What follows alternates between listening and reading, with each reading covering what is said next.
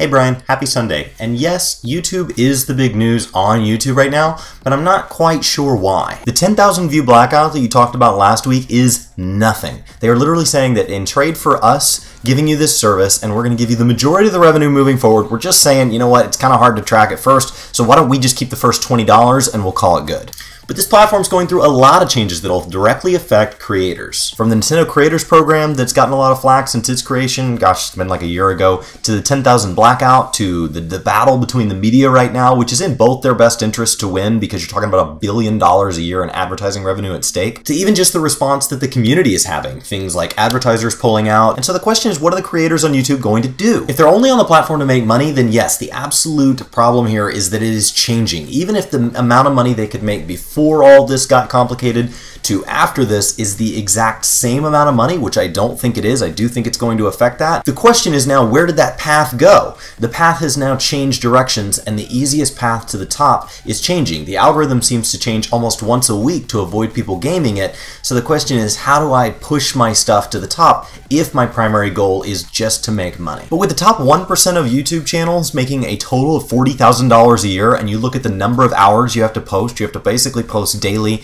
you have to continue to put in the time and the effort, and even then when you look at the top 100 most categories, many of those channels are 3, 5, or multiple years older than that.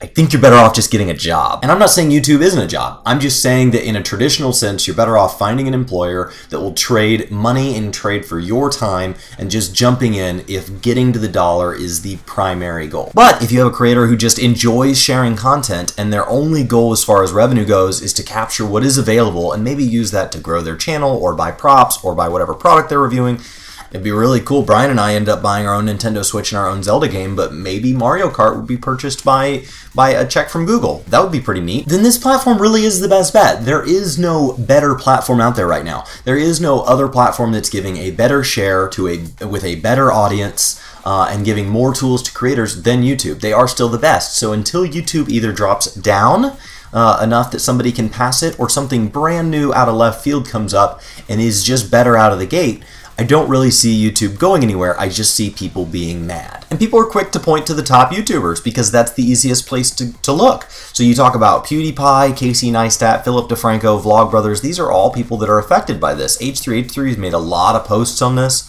And I can understand their sensitivity because they have built whole businesses around YouTube as a primary portion of their business model. Even if the ad revenue is not a big piece of the money they make, it is a big vehicle to whether they sell t-shirts or they do sponsored content or whatever it is they do.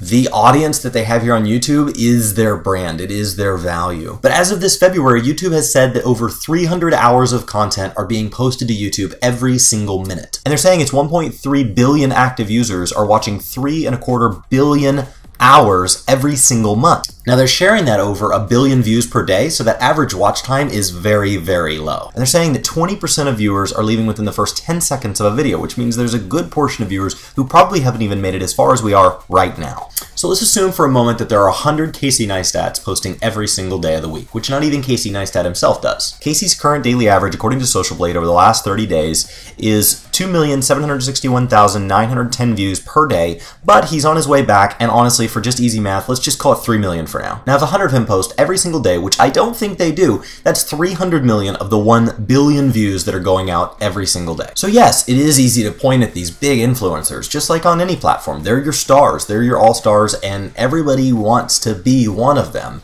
although people are not quick to look at just how much work goes into being them. But it's easy to dismiss the fact that just because Brian and I make up a very small fraction of the rest of YouTube, the rest of YouTube as a whole still has a huge voting percentage with the company that is YouTube, with Google. So where am I going with all this? Well, Brian, you kind of talked about this last week. We've talked about it a lot in person, and I think that the answer to all of this mess in the world right now is, as the news media seems to just cycle in on itself, it's just patience.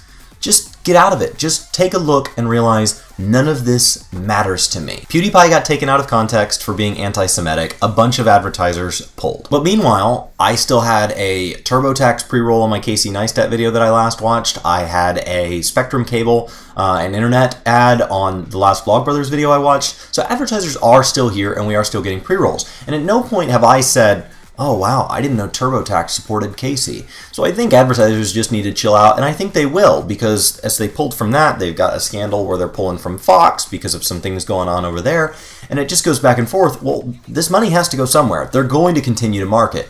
And honestly, for anybody who's still willing to support YouTube, this is just good news for them, because I'm sure they're getting much better ad buys now that YouTube needs their business. But none of this affects me. Brian and I make videos for this channel because we enjoy playing video games and we want to share them with an audience, people who will engage back, and we love that. We love our comments section, and we love the direct messages, and we love the feedback that we get.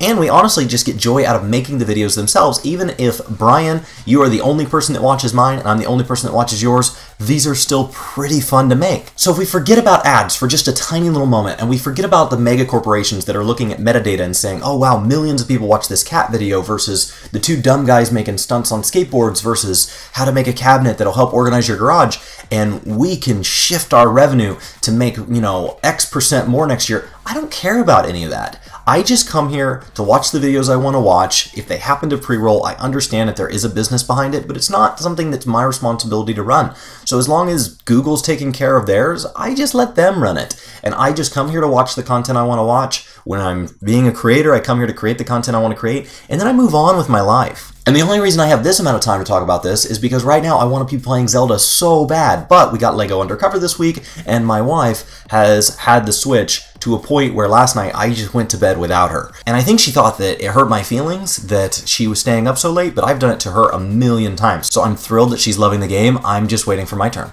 But I made a full million gil less than you last month, which means I will be paying for lunch when we go out next week. And honestly, that's okay. I'm looking forward to it. Brian, I hope you had a great Sunday. I hope you've enjoyed Easter with your family, and I will see you next week. Thanks for watching. YouTube has a pretty cool video waiting for you over here. Our latest vlog is down below. For those of you new, subscribe is over here, and all of our other contact info is just right below me here.